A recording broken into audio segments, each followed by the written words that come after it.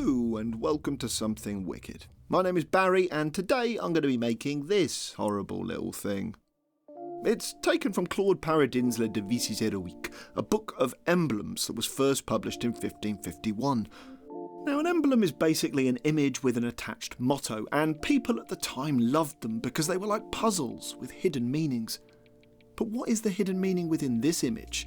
And what do the words Quo Tendis mean? Now, we're going to find all of that out in due course, but for now we've got to make this guy an armature. Compared to my previous builds, this armature is a piece of piss. It's just a long squiggly spine that I've got to straighten out. Once I've done that, I will wrap it in wire, which I'll fix in place with super glue and baking powder, and then we can pack it out with tin foil before covering it in cos clay.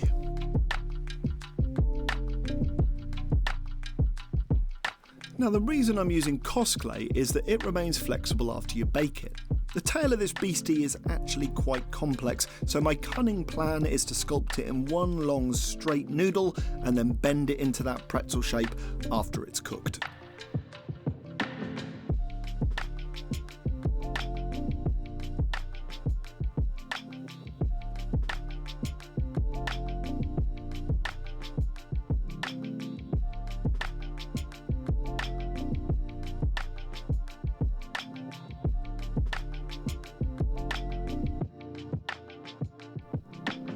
So this little sculpting tool is amazing. It made adding texture to this very long turd of clay an absolute joy. Now, of course, you can make rollers like this yourself, but if you're in the market for one, I've added a link in the description along with all the tools and materials I use in these builds. Anywho, with a few more warts and buboes added to his spine, it's time to learn a little bit more about this horrible little thing. Devises Héroïques was first published in Lyon, France in 1551. Lyon was a Renaissance hub for trade, art and printing, but it was also plagued by disease, unrest and the looming threat of religious war. As Protestantism, especially Calvinism, challenged Catholic rule, violent crackdowns and censorship followed. Writers turned to allegory, hidden messages in symbols and stories to evade suppression. Ironically, this also made allegory popular with the religious and political elites, educated audiences who enjoyed deciphering layered messages. In Devises Héroïques, Paradin uses weird little images and riddles to create allegoric emblems. These explored themes like virtue overcoming adversity and life's fragility, themes that resonated with Lyon's noble and merchant classes, helping Paradin flog a lot of copies of the book at the time. But what is the hidden meaning of the turd bird? Stick around and we'll find out. So once the clay is out of the oven, it's time to start manhandling it into shape. Now, for the most part this worked okay, but we did get some fairly significant cracks and tears forming in the surface, but that's nothing that can't be fixed fairly easily.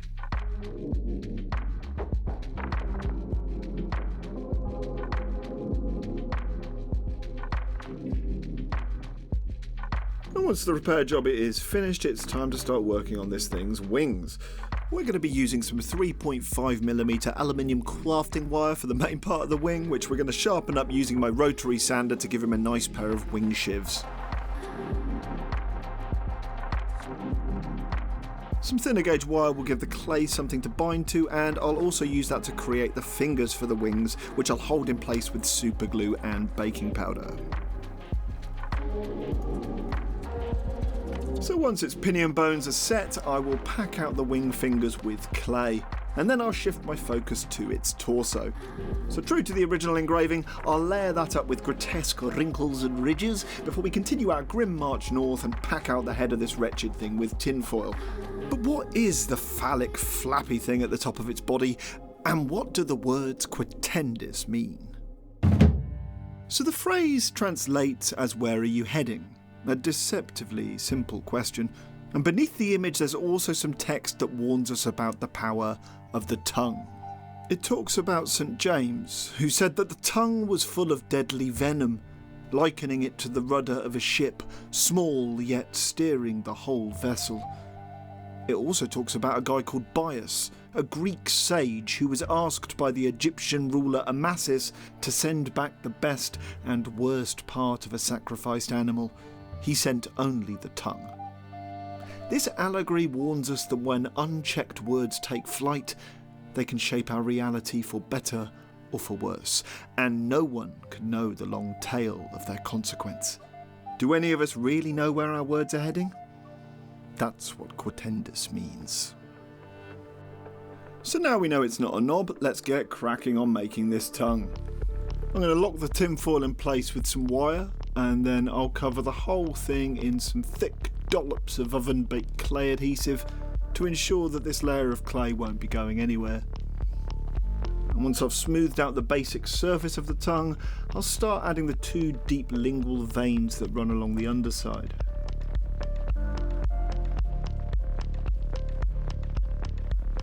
I'll flatten out the frenulum so it can flap around in the wind, and once I've added a bit more detail to the veins, I'll make a start on the top half by drawing a line down the median sulcus, which runs from the tip of your tongue down to the sulcum terminals at the back. Now the top of your tongue is also covered in disgusting bumpy structures called fungiform papillae, which I'll add to the terminal sulcus and lateral border of this meat flannel until things are looking suitably rank. Finally, I'm going to add the chunkier circumvallate papillae to the back of the tongue. And these gross little bumps are packed with over 100 taste buds each and are responsible for tasting stuff that's bitter. Once they're all blended in, I'll give it another once over with my texturing tool before adding some lines and wrinkles to finish it up.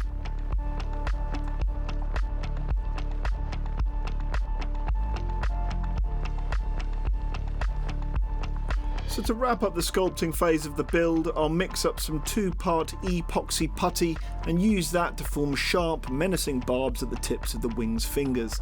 That'll help ensure that the most delicate parts of this build are nice and sturdy.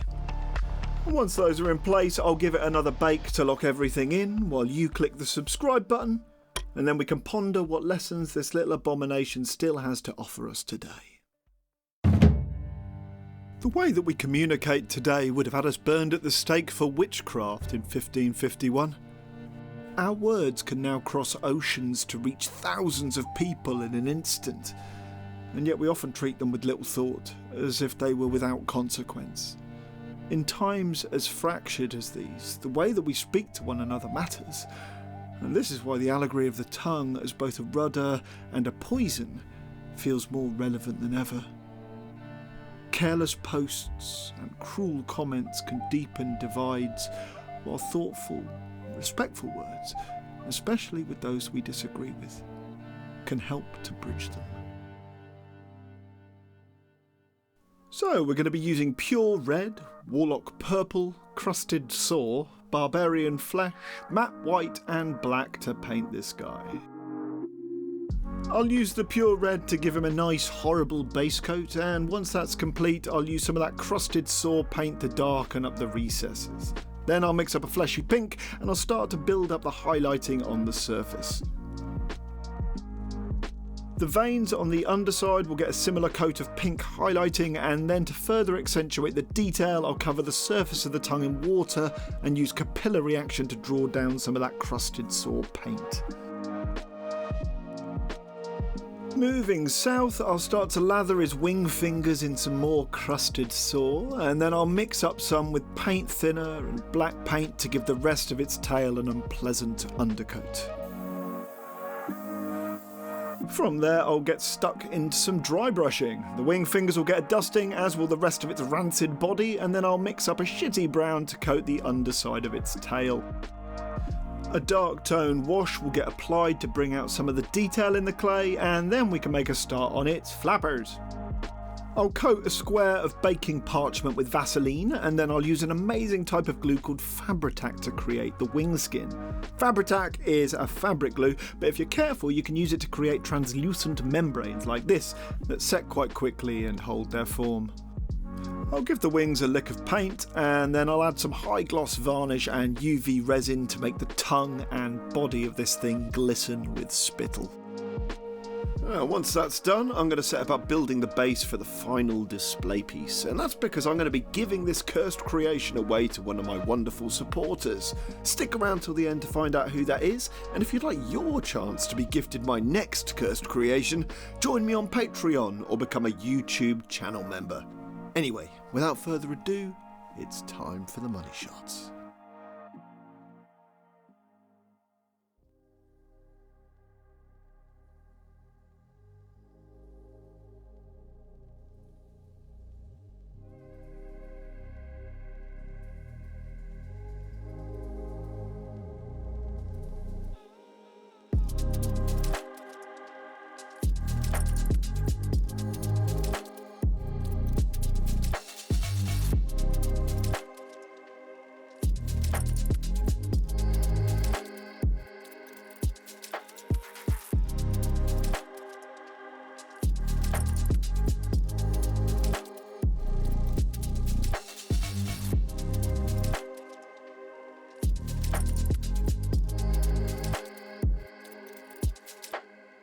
Now, I've not done shout-outs for a while, so I wanted to do that for everyone that's decided to support me over the last few months. So a massive thank you to Apple Tree Man, Tallulah Batfarts, Awkward Burb, Ruth Thinking Outside, C.R. Saxton, Gareth McCullough, Baphomet J. Moonfetus, not Rob Sheridan, Michael Hetman, Josse the Mountain Troll, Kate Radford, Dio, MG123, Blue Phoenix, probably Brendan, Stealth Flower, Grizzly Snimmet, Bunzilla, Curious Cat, Chloe MS, Phil Storm, Derek's Room, The Tormented Shadow, Rich Poulter, Kathy Beeman, Phoenix S. Fernandez, Scott Beveridge, Paul, Ball of Mankind, and Nick Gary. I also want to say a massive thank you to all my wonderful patrons. You guys really do make these videos possible, so thank you so much. Now, one of you is going to be randomly selected to receive this horrible little thing as a thank you gift from me. So let's find out who that is. Congratulations, Chloe MS. I hope you like this horrible little thing. And if you'd like your chance to be gifted my next cursed creation, be sure to join me on Patreon or become a YouTube channel member. Any road. Until the next time, stay wicked.